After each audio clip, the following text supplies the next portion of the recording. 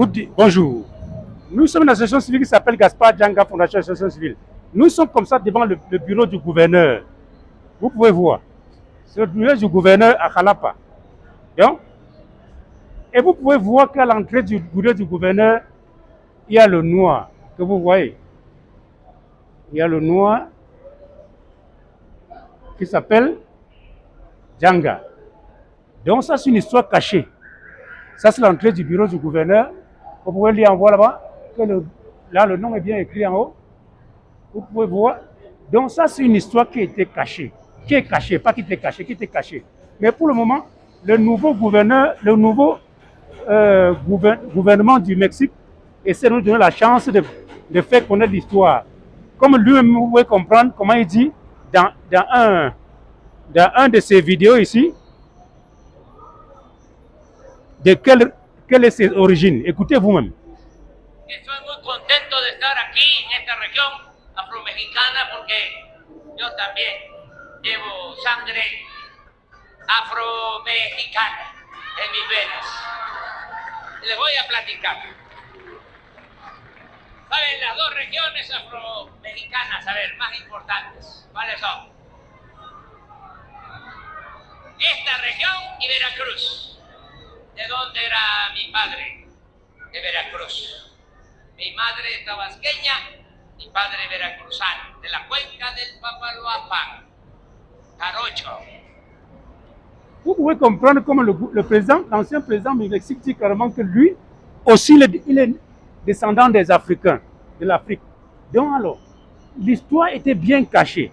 Mais nous maintenant nous avons créé cette association pour faire connaître l'histoire aux gens, aux Mexicains, parce qu'ils ne connaissent pas. Il y a peut-être 1% des Mexicains qui connaissent, mais le reste, non. Vous allez voir par exemple, ça c'est un journal.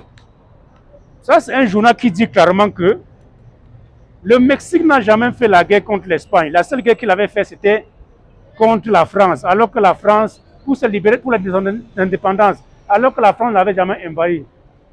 Vous pouvez voir. Donc maintenant, nous écrivons les cartes pour distribuer aux gens, montrant clairement que la seule guerre qui a été faite ici au Mexique, c'était la guerre faite par Djanga. Djanga qu'ils ont amené en 1540 comme esclave, quand il est arrivé ici, il a combattu les Espagnols pour se libérer. Donc, nous écrivons les cartes comme ça, comme ceci.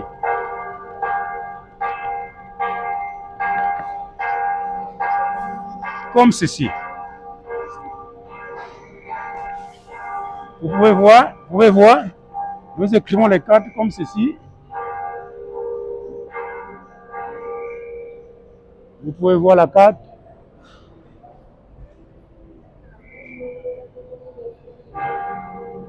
Donc nous faisons la carte comme ça pour faire que les gens comprennent carrément que si le Mexique a été libéré, c'est parce que la guerre a été commencée. La guerre, les gens qui ont commencé la guerre, c'était les Africains.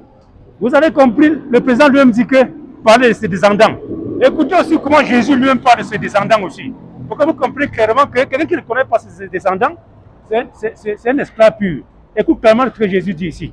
Jésus dit, dans Apocalypse 22, verset 16, dit que moi, Jésus, j'ai envoyé mon ange pour vous attester ces choses dans les églises. Je suis le rejeton de la raïs de David. L'étoile brillante du matin. Vous comprenez vous-même? Il parle de ses descendants. Il parle de là où lui-même vient. Mais vous, les Africains, ou peut-être les Mexicains, on ne pense plus à ça. Il est temps que nous rentrons dans notre culture et notre tradition. Vous pouvez comprendre que Jésus lui-même te fait comprendre qu'il était un juif. Parce que ça, c'est le descendant des Arabes. Ça, non, pas des Arabes, ça, c'est le descendant qu'on appelle ça, je ne peux même pas dire Israël. Ça, c'est les descendants de Jacob, les descendants d'Abraham, les descendants de David. Mais quels sont tes descendants aussi? Il faut les embrasser. Au village, maintenant, vous avez oublié qui était votre grand-père, le grand-père de votre grand-père. Ça, c'est la lutte que nous faisons ici au Mexique. Pour que ces gens se reconnaissent qu'ils sont descendants africains. Une fois qu'ils reconnaissent qu'ils sont descendants africains, il y a de quoi ils peuvent parfois se lever pour protester pour le mal qui se passe en Afrique. Et je crois que les gens qui oppriment l'Afrique pourront comprendre carrément que le monde de se réveiller. Ça, c'est notre devise ici au Mexique. N'oubliez pas que nous sommes dans une association civile qui s'appelle Gaspard Janga Fondation Association Civile. Merci.